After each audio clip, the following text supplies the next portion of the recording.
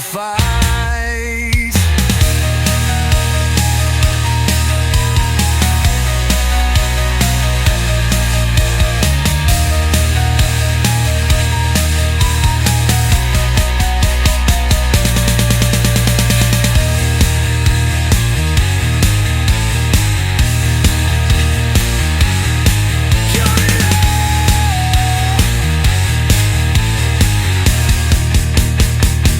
Introduction. Gore and scares everybody. This is William Pattison, well, sort of. This is me writing, but it is AI Eric, and AI program reading. Unfortunately, due to my current living conditions, I have no way to narrate this audiobook myself. I doubt you would enjoy hearing my sister's dogs barking or having people stomping around and talking while I'm trying to narrate. I was blessed to find the LoveVoice system online. I didn't want to disappoint my fans given it's been over a year since the release of The Dog Day. This story, Face in the Mirror, was actually supposed to be the third Devlin Darck story. The original first story, A Death in the Family, will end up taking this story's original position, unless something happens to change that. We'll have to see. This story is going to be interesting in that it reveals one of the side effects of Devlin's connection with Vernon the Angel.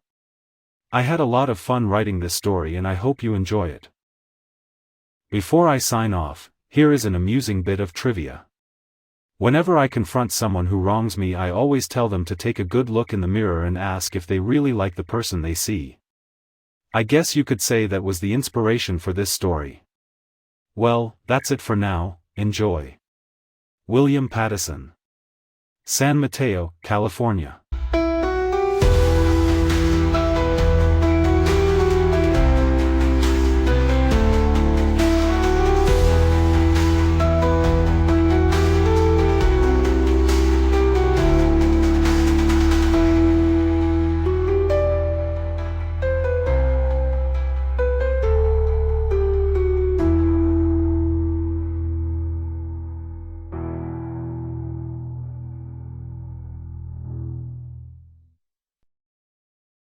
The Face in the Mirror.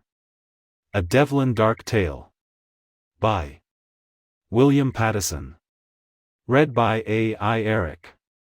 Dedicated to Alan Moore, who created my favorite supernatural ass kicker John Constantine, as well as Mike Flanagan, who has helped bring atmosphere and psychology back to horror. Devlin Darck's eyes shot open and he quickly sat up in bed. He had been back at the La Rue Manor just before the demon, Demer, threw him through the towering front window in the grand living room of the Spanish-style manor house. He'd felt himself being lifted up off the floor and roughly thrust backward, but then he was back here in bed in the tacky motel Damon and he currently were staying in. It had been just another nightmare, like all the others that plagued his nightly dreams. He looked over at the other bed. Damon was fast asleep, hugging his pillow and happily snoring like a foghorn. His blanket was pulled back to reveal the protective tattoo that covered his naked back. His black boxer-covered backside and skinny hairy left leg hung off the side of the mattress. Well, at least you can sleep peacefully, bro. Devlin said under his breath, feeling a bit jealous. He had not had a good night in years. He rubbed his eyes and let out a hard sigh. It had been 7 years since the angel, Vernon, had resurrected him and made him God's demon fighter on earth, yet even after all this time he couldn't get away from the events of that horrible night. They stalked him, like a predator, and colored his perception of the world. But how could it not? Now he knew the truth about heaven, hell, and humanity. He knew he was merely a pawn on a game board in a battle between father and son for the very souls of humanity. Life was truly beautiful, and unless he became a sadist in a few years, and started to relish the idea of eternal pain and torture, he'd rather continue on this fucked up mission and purge his soul of the remnants of the demon that still polluted it. He got up and grabbed the cold leftover taco he had in the bag from dinner last night. Breakfast. He thought unenthusiastically. Damon liked his tacos with a bunch of spicy taco sauce on them, it helped kill the flavor.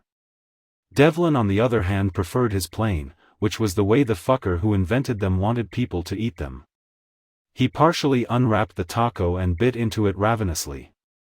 Over the past several years he'd had cheap-ass tacos from hundreds of greasy fast food places all across the country and, amusingly, they all tasted exactly the same, right down to the greasy meat, cheapo cheese, tasteless beans, and stale taco shells. It always amazed him. But they were cheap and fast to eat, and that was what was needed, well, that and a nice piss-flavored beer to wash it all down. Unfortunately, he was all out of beer, but that would be corrected soon. After he finished his meal he reluctantly looked over at the closed white door that led the bathroom. Now he was going to have to brush his teeth, and in order to do that he was going to have to face the mirror, or to be more precise the reflection in the mirror. The thought of it gave him a chill. This feeling wasn't caused by the fact that he would have to face his 5 o'clock shadow, bloodshot eyes, or even his morning hair. No, that was for normal people with normal lives. In fact, he would prefer that over what was awaiting him behind that door. For him it was complicated and a cruel reminder of how his life has changed since La Rue Manor. For, you see, because of his connection to the angel Vernon, he had the questionable gift of seeing spirits and demons even if they were possessing a human body. Of course, the side effect was that he was also able to see the pollution left by his possession and self-exorcism at La Rue Manor. His reflection in any reflective object, anything from window glass, the shiny paint job of a car, or unfortunately the cheap-ass bathroom mirror in a scumball roadside motel, presented him with an unfiltered image of the current state of his soul. It was definitely something you wouldn't want to face after a night of self-medication with your dear friend Mr. Jack Daniels after a long session of kicking demon asses back to hell. Devlin sighed. For better or worse it was time to just go into that bathroom to, so to speak, rip off the bandage. He had to face his demon and get the day started. After all, he was a big boy and big boys are fearless, at least that was what Ma used to say. He got up off the mess of wrinkled sheets and mound of baby blue blankets, then strode over to the plain white door and grasped the flower-patterned fake silver door knob. He let out another breath and exclaimed, "Fuck it." Slowly he turned the door handle and reluctantly walked inside. The interior of the bathroom was as expected. It had a standard white toilet and a matching white combination shower and bathtub. The shower curtain was plastic and baby blue, matching the stacks of baby blue bath and hand towels on the white painted shelf next to the white sink that held a couple matching blue bars of soap and sampler bottles of cheapo shampoo sitting on its edges. Somewhat amusingly, it seemed the management had a soft spot for paintings by Vincent van Gogh. A cheap poster of one of Van Gogh's numerous sunflower paintings was hanging in a royally cheap gold-painted wooden frame on the wall above the throne. Vincent must be turning in his grave, Devlin thought, shaking his head. And, of course, lastly, there it, or he, was looking back at him in the reflective mirrored glass that covered the institutional metal box that worked as a medicine cabinet. But, this time there was something odd in regard to the reflection, and that was saying a lot given the subject of his observation was a demon version of himself staring back at him. The reflection was just staring at him blankly. The fucking thing wasn't copying his movements. It was completely still like a photograph. Then, the red-skinned demon with the glowing red eyes, pointed ears, and bull horns cocked its head and gave him a sadistic smile, revealing its pointed, razor-sharp teeth. A gray lizard-like tongue slithered from its mouth, sliding across the tips of the teeth, cutting it and leaving a trail of blood dribbling over the teeth, staining them pink. Then it spoke in a deep, hushed voice, "What's wrong, Devlin? Don't you like what you see?" Devlin was stunned and speechless for a count of 10. The reflection saw this and chuckled. It moved its head to the other side and its smile grew wider. "Look at you," it said. It clearly was enjoying his discomfort. God's big bad demon fighter afraid of a mere reflection. The reflection's clawed, red-skinned hand came into view and it raised it up in front of its face and waggled it at Devlin. The fingers had long black nails that were pointed and about 2 inches long. "Your boss would be very disappointed with you. After all, you are representing heaven as well as Dad's so-called masterpieces." Then the reflection shook its head and gave him a dramatically fake sad look. "Oh, but I forgot you're an expert at disappointing dads. Then it was Devlin's turn to laugh at the reflection. Is that the best that you can do? Devlin raised his eyebrows and shook his head.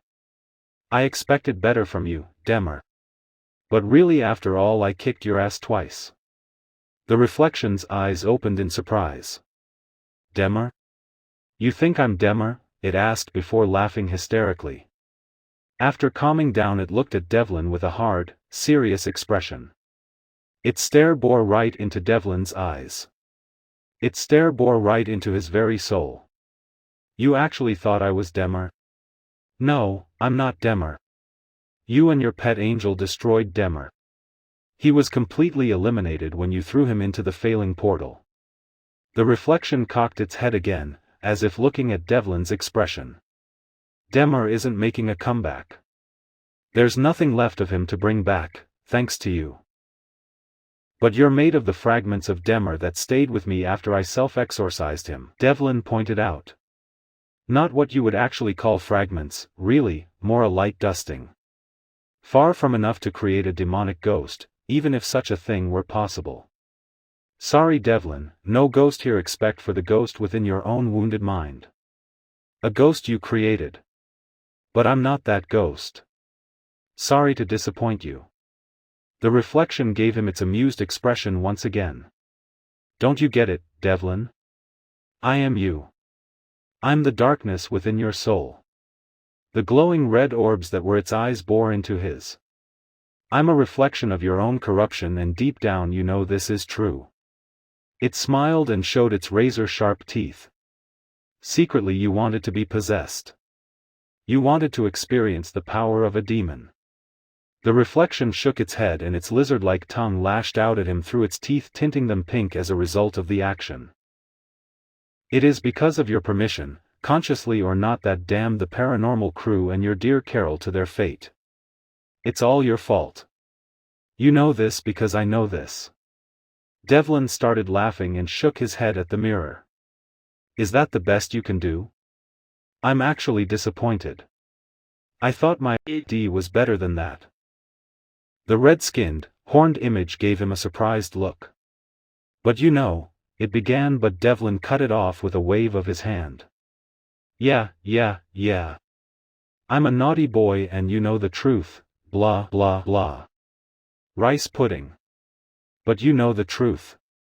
The image blasted back at him. Devlin crossed his arms and cocked his head to the right. Yeah, I do. Whatever. I also know this is a dream. I don't know how many times I've subjected myself to it, but it must have been quite a few judging by the feeling of déjà vu I'm getting right now. What I do know is you are just my subconscious trying to force me to deal with my situation because I'm stuck having to see that disgusting face every time I see my reflection. What you are seeing is the state of your soul, and you know deep down you are wasting your time fighting this war to cleanse it. Your soul is doomed and so are you. I'm proof of this. Nothing has changed, the image countered. You can see it's true. Devlin shook his head and sighed. What I can see is I didn't get drunk enough last night. Remember, Chuckles, Vernon told me before I signed up for this gig that it would take a great amount of time for my soul to be cleansed. But you've thought there should be more progress by now. You don't see much progress at all. Don't bullshit me, human. You know I'm saying the truth. Then the reflection sneered. And don't call me that name. Devlin gave the reflection the grin he always gave demons when he managed to irritate them. But I love Chuckles. It is so appropriate. It is so very much you. The reflection scowled and Devlin chuckled. This infuriated the reflection. Its eyes flared with red energy. It showed its teeth and let out a roar of pure rage. You will pay for this insult, petty, weak human. I will feast on your failures and will laugh as anyone who lies to you die horribly.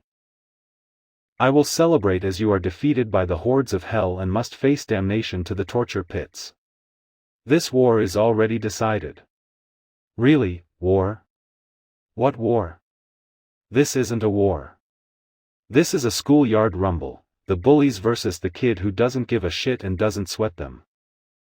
You talk a good battle, human, but in the end all you are is a mortal going up against immortal former angels who have spent millennia learning how to hurt you both physically and psychologically. You are completely outclassed, and because I know it, you know it. Devlin gave his evil reflection a closed-mouth grin. What I know is I'm going to spend my free time contemplating the kick-ass party I'm going to have once I completely eradicate you from existence and send as many of Lucifer's demons I can stumbling back to hell in disgrace. You dare even think you can achieve that against me and my lord, Satan? The demon image of Devlin glared at him. Yep, Chuckles.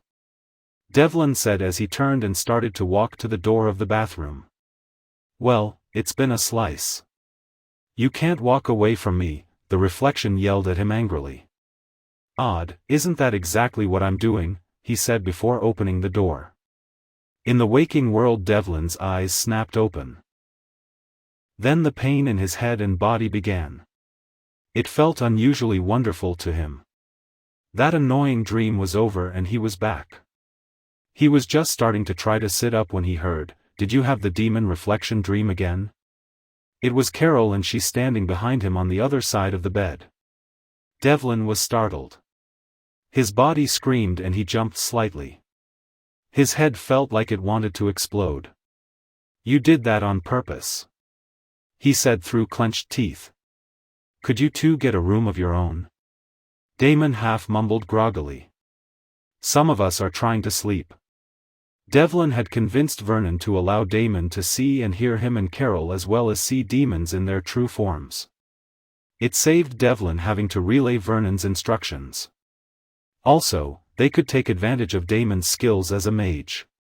"Vernon wants you both ready to leave in 10 minutes. Carol informed them, rolling her eyes. "Yeah, right," Damon said, as he started getting up. But of course Damon was sober. He had a beer and drank sodas the rest of the evening. Lucky bastard, Devlin thought, but, of course, Damon had to be the good boy because he had to drive the van. As for Devlin, he had been so hammered that Damon had had to undress him and put him in bed. Damon was such a good brother, and Devlin didn't forget that.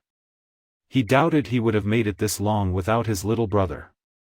"Tell that wing drill sergeant that we will be out when we are ready," Devlin told her. "We are not going into battle in this condition. Vernon won't be pleased," Carol reminded him. "I could give a fuck," Devlin told her before coughing up a wad of spittle and spitting it on the floor. "I can see that," she said with revulsion. Then she gave him a conspirator's smile and leaned in. "So, did you have the dream? Did you call it Chuckles again?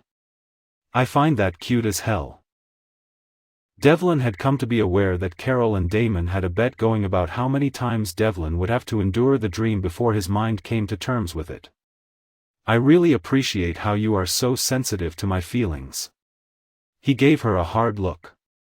"Yeah, I did, and I'm at 268 times. Are you winning, dear? We just want you to come to terms with your reflection," she told him defensively. "You didn't want what happened at the manor. That demon used your scientific curiosity against you. None of us, including the paranormal crew, blame you." Devlin rubbed his temples. This wasn't exactly a prime time to discuss this, but he guessed he was stuck doing it. "And what about you? It was because of me that you killed yourself."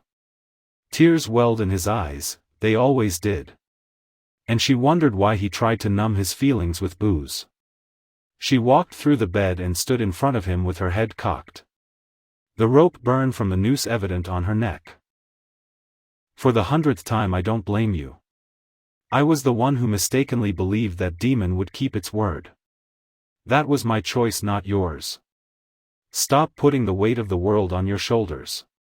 We all made our choices and we are all dealing with the outcome. We are in this all together. You need to remember that." She lifted her hand to caress his cheek, but pulled back at the last moment because she realized all he would feel is the icy breeze of death. Carol gave him a sad look and faded away. And don't you dare blame my participation on yourself, bro. Damon said, from behind him. I volunteered and I have no regrets about my decision. Devlin heard the click of the lock on Damon's suitcase. He was already getting dressed like a good soldier. Shit, Devlin, what would I be doing if you hadn't given me this opportunity? I'd either be in some hole-in-the-wall office doing tarot for lovers or bored housewives, or better yet doing card tricks and cheapo magic tricks at a dinner theater 3 nights a week. Here I'm saving lives and making a difference. I'm using my magical knowledge and abilities for something better than cheap thrills and entertainment. I'm doing something worthy of my magic. He pulled a cigarette out of his coat, put it in his mouth, and lit it with a flame that appeared on his fingertip. He took a pull and smiled. I bless you every day. Devlin leaned forward a bit more and rubbed his head. At least the pain was starting to go down. He was definitely going to have morning hair. Oh well, a little hair grease and a go-over with his trusty hairbrush would do wonders. And after he could take a photo on his phone to see the results, because the whole demon reflection thing didn't work with him in photos, thank God. But here you can get yourself killed. Devlin pointed out. If I do, I die for a good cause rather than for a cheap trick. That means a lot to me, bro. Don't cheapen it by blaming yourself. You are my bro. I love you. I'd die for you gladly. A cold chill went through Devlin. It did each time Damon made this speech. Suddenly a bald-headed face burst into Devlin's vision. I specified 10 minutes, human. Devlin had been so busy talking to Damon he hadn't noticed Vernon appear in front of him. From the dagger-like stare he was giving, Devlin knew he was less than pleased. Look at you. Vernon said, even in his emotionless monotone his rage was apparent. You are not even close to being ready. I'm sorry, Dad, I'm trying to get myself together. It might take a few extra minutes to achieve. I wouldn't go atomic if I were you, it causes wrinkles in that nice suit of yours. He gestured to Vernon's immaculate white suit and tie ensemble. Vernon's jaw dropped. You dare, human. I could smite you with a mere flick of my finger. Remember, it is because you are trying to save your pathetic soul and those of those fools who played with forces your monkey mind can hardly understand, much less harness. We are here. But that is your problem. You are all so arrogant. It is amazing you have not eliminated yourselves. But time will tell. Devlin gave him an amused smile. Well, isn't it just so sad that you are stuck with me? Daddy, you know the big boss of you, ordered you to help me fight demons and cleanse my soul. I don't think he would be particularly thrilled if you smut me, whatever that means. Pray you never find out. Vernon replied, giving Devlin a rare smile. I would make your ending biblical.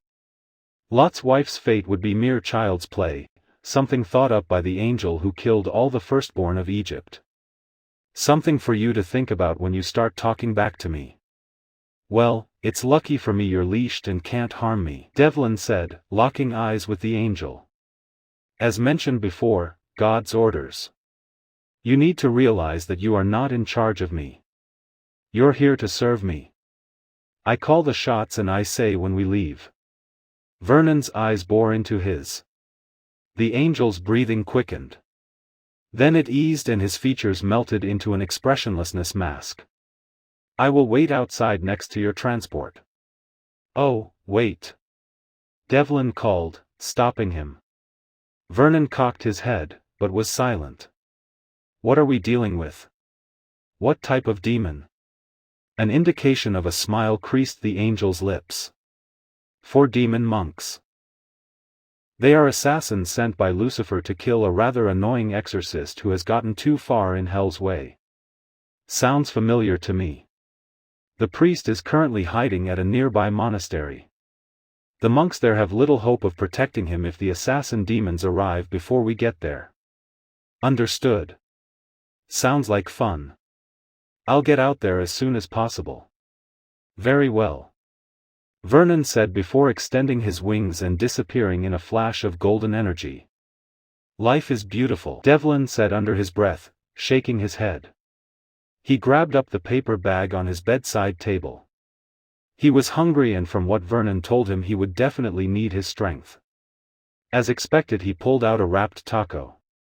But also, to his great relief, he also pulled out a bottle of beer. "The hair of the dog that bit you," Damon said, as he slipped on his sunglasses and headed to the front door of the room, carrying his suitcase with him since they weren't coming back to the motel after this trip. They rarely did. "Yep," Devlin said, with amusement. "Breakfast of champions. And fucked up, homeless, demon fighters," he thought. Damon opened the door and light streamed into the room, causing Devlin to flinch. It was most definitely going to be a sunglasses day. Men in black comparison be damned. Devlin looked over at the bathroom door. "You're next, Chuckles," he said, narrowing his eyes. "Welcome guest," he said under his breath. You've been listening to the Devlin Darck tale, The Face in the Mirror by William Pattison. Read by A.I. Eric. A WCP Enterprises audio production. AI voice narration by Lovevoice. The song The Demon in the Mirror by William Pattison. Copyright William Pattison 2025. Devlin Darck will return.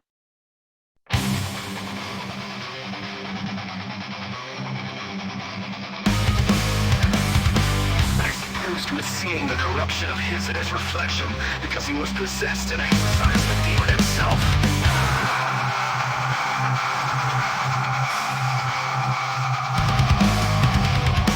I see the demon, he mocks me in the mirror. He smiles and laughs me whenever I see my reflection. I scream, this is not me, but he just chuckles and enjoys the show. He is the corruption in me, the remains of the demon who possessed my soul. He is my curse and burden until the angels pass me in the light and renew my soul.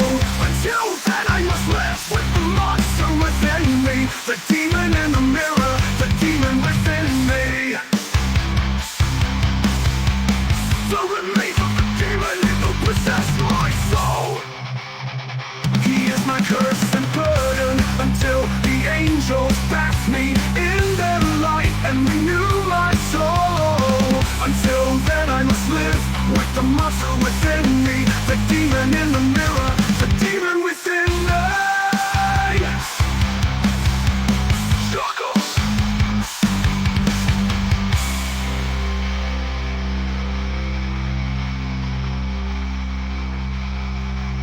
Chuckles.